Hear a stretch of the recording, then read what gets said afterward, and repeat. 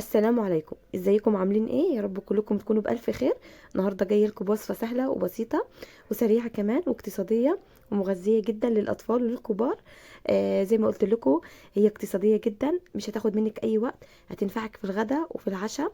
وكمان هتملي تلاجتك بيها، هتنفعك برضو لسندوتشات المدارس. حلوه جدا جدا، اقتصاديه جدا، مش هتكلفك اي حاجه. من كيلو بانيه هتعملي 3 كيلو من الناجتس. بجد حلو جدا جدا، اقتصادي وموفر وسهل وبسيط وسريع.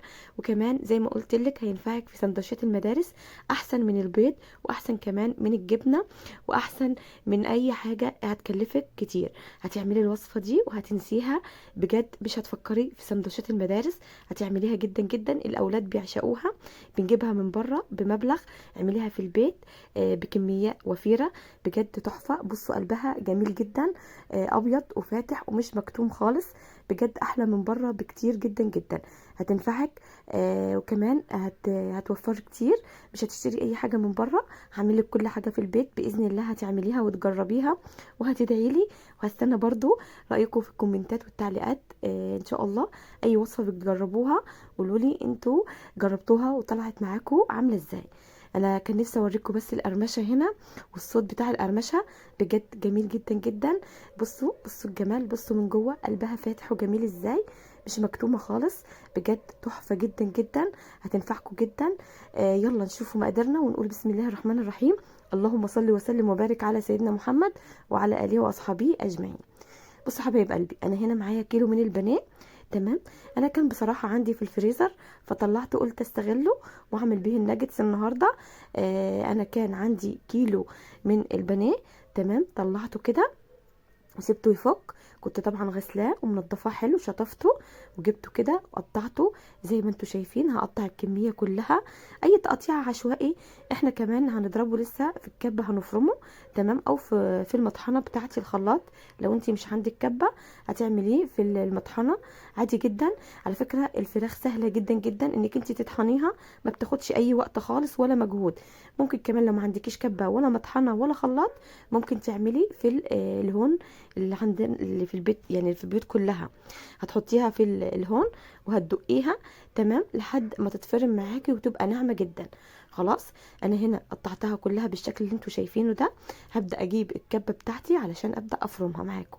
خلاص، انا هنا بوريكم بصوا قطعتها ازاي. يعني بصوا يعني مش هتتعبوا خالص خالص فيها. خلاص كده تمام حبايب قلبي. انا هنا جبت الكبه. تمام اهو.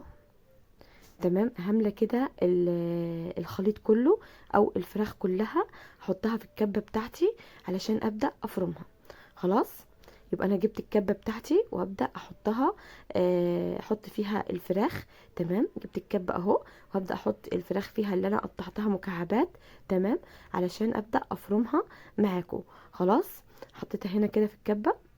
هبدأ كده اجيب الموتور بتاعي وابدأ اشتغل علشان انعمها معايا. انا عايزاها ناعمة جدا جدا، مش عايزاها خشنة، انا عايزاها ناعمة. تبقى ناعمة، بصي في ايدك بتدوب كده. خلاص، اهو بفرمها. بصي بتتفرم سهلة جدا جدا، ما بتاخدش اي وقت ولا اي مجهود خالص خالص. ولا يعني ما بتتعبش كمان الكب بتاعتك او الموتور. متقلقيش عليه لان هي فرمها سهل جدا. زي ما قلت لك ممكن تضربيها تقطعيها صغير بالسكينة وتضربيها في المطحنة. اسفة في الهون. هتفضلي يعني تدقي فيها كده في الهون لحد ما تنعم معاكي. هنا كان خلاص تمام كده. كان خلاص كده فرمتها وبقت جميلة معايا وناعمة اهي. تمام، هبدأ كده انزل في الكبة كله في البولة بتاعتي اهو. بنزل بس كده عشان حرام الحاجات اللي في السكينة دي بتبقى، علشان طبعا هي ناعمة ده ومفرومة جامد، فبتبقى لازقة في الكبة او في السكينة. تمام، هنبدأ ننزلها كلها كده في البول. انا هنا بقول لكم بصوا القوام بتاعها ناعم ازاي. انا هنا يا حبايب قلبي معايا بطاطس. انا جبت 3 بطاطسات تمام وسط، وبدات سلقتهم حلو. غسلتهم وقشرتهم وحطيتهم كده في ميه اتسلقوا معايا حلو جدا. وبدات كده انعمهم في الخلاط او في الكبه زي ما قلت لكم، مش هيجرى اي حاجه برضو. لو مش عايزه تضربي في الكبه ممكن كمان تهرسيهم بايديكي، انا هرست بايديا. تمام. زي ما حضراتكم شايفين البهارات بتاعتنا: معلقه كبيره من البابريكا، معلقه كبيره من الملح، تمام، معلقه صغيره فلفل اسود، ربع معلقه صغيره من بهارات الفراخ، تمام، او نص معلقه.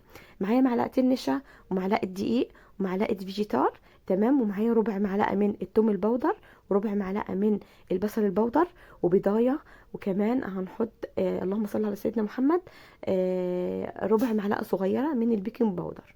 خلاص، من البيكنج باودر. خلاص كده علشان بس تدينا هشاشه من جوه، ما تبقاش مكتومه معانا خالص. تمام. هنا بنزل البصل البودر والثوم البودر. ان شاء الله باذن الله هكتب لكم المقادير دي كلها في صندوق الوصف. انا بعتذر جدا على صوتي لاني تعبانه جدا، عندي برد شديد، فبعتذر لكم جدا على صوتي. ادعوا لي بس بالشفاء. خلاص. هنا حبايب قلبي بدات كده اهجن كده اهو. حطيت طبعا البطاطس على الفراخ والبهارات بتاعتي والتوابل وكله.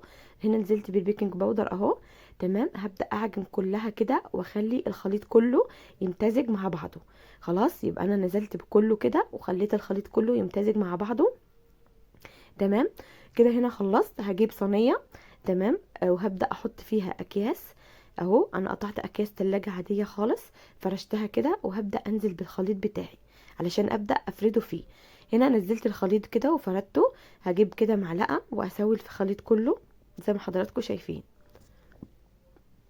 خلاص كده انا نزلت كده بالخليط في الصينيه على الاكياس اللي انا حطاها، اكياس التلاجة، علشان ايه؟ ما تلزقش معايا. تمام. علشان الخليط زي ما قلت لكم ناعم، فحطوا اكياس كده وابدأي كده انزلي بالخليط بتاعك لحد ما تفرديه كله وتسويه. ما تخليش حته عاليه وحته واطيه، خليه كله متساوي وحته واحده او قطعه واحده. هبدأ كده بعد ما اسويه هبدأ اقطعه صوابع. تمام. الحجم اللي انت عايزاه قطعيه. انا حبيت كده اقطع صوابع وسط كده. ممكن تقطعيه على فكرة مكعبات، مربعات، مثلثات، اللي يريحك واللي بتحبيه اعمليه. انا اديتك الفكرة وانتي اللي تحبيه اعمليه، ابدعي براحتك. ربنا يا رب يحسن ما بين ايديكم كلكم. تمام. انا هنا كده قطعت زي ما قلت لكم صوابع كده، لا هي عريضة ولا هي رفيعة، لا هي طويلة ولا قصيرة برضو، يعني صوابع متساوية كده وحلوة. حاولت على قد ما اقدر ان انا اسويها. تمام. هتعمل كمية جدا من كيلو بانيه، هتعملي 3 كيلو بجد. تحفة موفرة واقتصادية جدا. هنا كنت حطيتها كده بعد ما قطعتها، حطيتها في الفريزر 3 4 ساعات كده لحد ما اتجمدت معايا. بصوا بقت بالشكل اللي انتوا شايفينه ده. بصوا الجمال، بصوا ما شاء الله، بتتفك معاكي بكل سهولة. اتجمدت معاكي على فكرة، هي بصوا متجمدة. يعني انا حطيتها في الفريزر بعد ما قطعتها كده وفردتها، بدأت كده احطها في الفريزر تجمد معايا، جمدت معايا، طلعتها. بدأت كده افكها من بعض او اكسرها من بعض علشان هنجيب الخليط بتاعنا اللي احنا هنعمله علشان نعمل الناجتس بتاعنا. معايا هنا كورن فليكس. تمام. انا جبته وطحنته نعمته علشان يبقى الخليط معايا. الكورن فليكس بيجي خشن على فكرة خالص. ابدأي انتي حطيه في المطحنة ونعميه. خلاص. انا جبت هنا كورن فليكس وجبت هنا كوباية من الحليب. تمام. حطيت عليها رشة من الملح ورشة من الفلفل الاسود، تمام، على الحليب وعلى الكورن فليكس. جبته كده ما حطيتش عليه اي حاجة بصراحة. انا حطيت على الحليب بس، حطيت عليه معلقه، ربع معلقه صغيره ملح، وربع معلقه صغيره من الفلفل الاسود. لو مش حابه براحتك، مش هيجرى اي حاجه. هنبدا كده نحط كده في الحليب من الناجتس بتاعنا، هنحطه في الحليب وهنحطه في الكورن فليكس. عايزه تخلي الطبقه سميكه، هتحطيها مرتين في كل حاجه. يعني مثلا هتحطي في الحليب وبعد كده تحطي في الكورن فليكس، بعد كده ترجعي بيها تاني في الحليب وبعد كده ترجعي تاني في الكورن فليكس. تمام. يبقى هنحطها مرتين في الحليب ومرتين في الكورن فليكس. دي هتديكي طبقه سميكه وطبقه حلوه جدا جدا. خلاص. هنا كده كان خلاص كده اهو. تمام كده. انا كده ايه، بحط كده في الحليب وببدا احط في الكورن فليكس. تمام. وابدا اجيب اطباق فل علشان ارص اللي انا الناجتس بتاعي اللي انا عملته، علشان ارصه في الاطباق علشان هدخله الفريزر كمان مره. تمام. ركزوا يا جماعه في كل كلمه بقولها وفي كل خطوه انا بعملها. تمام كده اهو زي ما حضراتكم شايفين كده بالشكل اللي انتوا شايفينه ده. بصوا ما شاء الله، بجد تحفة، حلو جدا جدا، هيعجبكم، موفر واقتصادي وسهل وبسيط. وهتعمليه بكمية وفيرة جدا جدا. يعني من كيلو بانيه هتعملي 3 كيلو من الناجتس. تمام. اوفر طبعا من بره بكتير. من بره بتجيبيه كيس معرفش بكام، غالي. فطب وليه ما نعمل كل حاجه في البيت؟ هنعمل احلى من بره بكتير، وموفر واقتصادي جدا جدا. هتاكلي طول الشهر ناجتس. يعني من كيلو بانيه هتاكلي طول الشهر. تمام. اعملي كل حاجه في بيتك، انت ضامنه نظافتها، ضامنه ان انت عاملاها ازاي، ضامنه مكوناتها. انت عالم بره بيحطوا فيها ايه ولا بيعملوها ازاي، نضيفه ولا لا. لا، انت اعمليها في البيت، على الاقل هتعملي حاجه نظيفه لاولادك ولبيتك. خلاص. انا بعتذر للمره التانية عن صوتي، بجد انا مش قادره اتكلم. بس بجد علشان عايزه انزل لكم الفيديو، مش قادره اتاخر عليكم اكتر من كده. فما تنسونيش يا ريت الاول مره يشرفني بالاشتراك ويفعل الجرس على الكل علشان يوصلوا كل جديد من فيديوهاتي اول باول. ما تنسوش اللايك هو اللي بيرفع الفيديو. خلاص يا جماعه، هنا كنت خلصت الكميه كلها وحطيتها في الاطباق. هبدا كده احطها في الفريزر للمره التانية.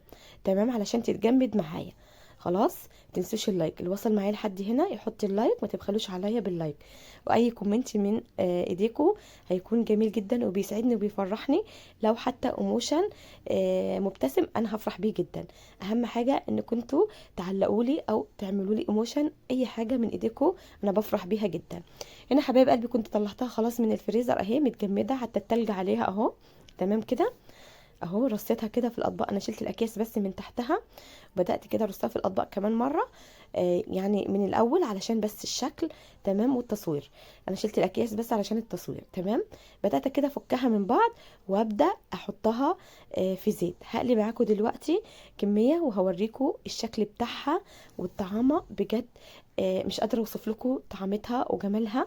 بجد كمان ادتني كمية حلوة جدا جدا، موفرة واقتصادية وسهلة، ما بتاخدش اي وقت. في اي وقت انت جعانة هتقومي هتقلي لك وحدتين من الناجتس، هتحمري جنبهم شويه بطاطس. بجد تحفه تحفه تحفه. وهتعملي كمان سندوتشات للاولاد، مش هتحتاري. اولادنا طبعا بيحبوا الحاجات دي. خلاص. انا هنا حطيتها في الزيت، الزيت سخن. تمام. وهي متجمده. احطها كده في الزيت. تمام. وهفضل يعني 10 ثواني وهقلبها على الناحيه التانية، 10 ثواني وهقلبها على الناحيه التانية علشان ما تاخدش لون من ناحيه وناحيه لا. خلاص. تمام كده اهو بقت بالشكل اللي انتوا شايفينه ده. بصوا الجمال ما شاء الله. بصوا حاجه ما شاء الله اللهم بارك، بجد جميله جدا جدا. هتعجبكم، موفره جدا وحلوه قوي وطعمها كان لذيذ، مش مكتومه خالص، قلبها ابيض زي الفل. بجد خطيره، هتعجبكم جدا. هنا انا بوريكم اهي الكميه اللي انا قلتها. هوريكم دلوقتي قلبها من جوه، انتوا شفتوها اكيد في اول الفيديو. اللي ما شافش معايا الفيديو من اوله، انا هوريكم دلوقتي القلب بتاعه. لا هو مكتوم ولا قلبه غامق. بجد تحفه، مقرمش من بره وطري من جوه، جوسي، تحفه بجد. جربوه هيعجبكم جدا جدا.